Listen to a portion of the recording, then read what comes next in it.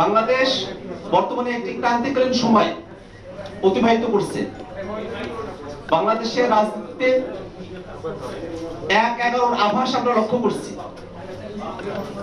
বাংলাদেশের জনগণ যে আকাঙ্ক্ষার ভিত্তিতে ২৪শে অভ্যুত্থানে শরীক হয়েছিলেন, সে আকাঙ্ক্ষাগুলো অপূর্ণ রয়ে যাবার নানা ধরনের সম্ভাবনার জায়গা তৈরি হয়েছে। বাংলাদেশে গণতন্ত্রের প্রতি উত্তরণের জন্য এই জনপদের মানুষের যে লড়াই করেছেন, সে লড়াইকে সম্মান জানিয়ে ডক্টর মোহাম্মদ ইউনূসের নেতৃত্বে যে অন্তর্বর্তীকালীন সরকার গঠিত হয়েছে, সেই সরকারের উপরে বাংলাদেশের মানুষের যে আকাঙ্ক্ষা রয়েছে,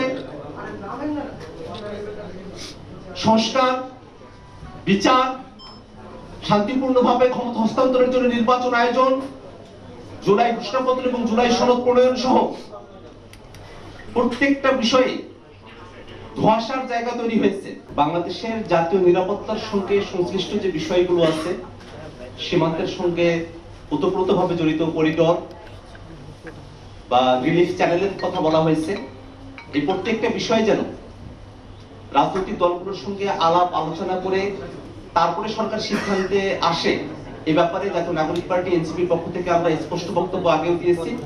আজকে আমরা একই কথা ব্যক্ত করছি যে রিলিফ করিডোর হোক আর হিউম্যানিটেরিয়ান করিডোর হোক, যে সিদ্ধান্তের দিকেই সরকার অগ্রসর হতে চাক না কেন, সে ব্যাপারে যেন জনগণের মধ্যে এবং রাজনৈতিক দলগুলোর সাথে কোনো ধরনের ধোঁয়াশা না থাকে।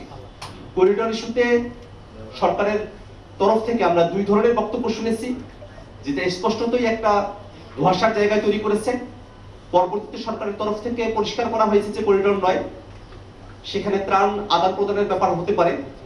আমরা সেখানেও বলেছি যে ত্রাণ আদান প্রদানের ব্যাপার হলেও সেটা আসলে কার কাছে নিয়ন্ত্রণ থাকবে, সেটা কিভাবে পরিচালিত হবে, বাংলাদেশের স্বাধীনতা, সার্বভৌমত্ব বা মানচিত্রের কোনো ধরনের হুমকি সেখানে তৈরি হবে কিনা, প্রত্যেকটা বিষয়ে পরিষ্কার করে রাজনৈতিক দলগুলোর সঙ্গে আলাপ আলোচনা করে তারপরে যেন অন্তর্বর্তীকালীন সরকার সিদ্ধান্ত গ্রহণ করে।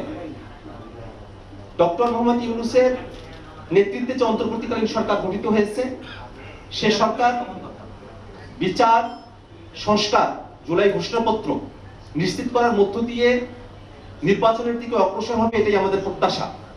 সে সরকারকে 5 বছর ক্ষমতায় থাকতে হবে, একটা দীর্ঘ সময় কাজবিহীন ভাবে সরকার সময় পাবে এমনটা আমরা মনে করি না।